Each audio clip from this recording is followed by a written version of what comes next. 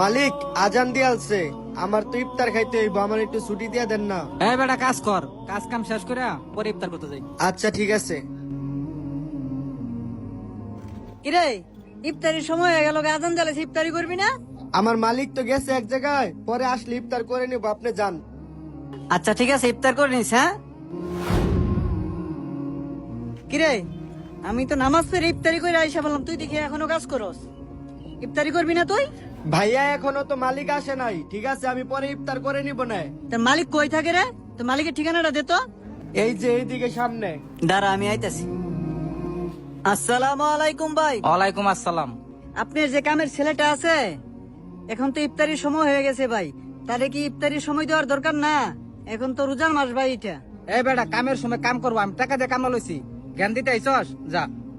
হ ভাই ঠিকই কইছেন, আমি জ্ঞান দিতে আসছি। আপনি কি রোজা রেখেছেন? আমি রোজা রাখবো কেন?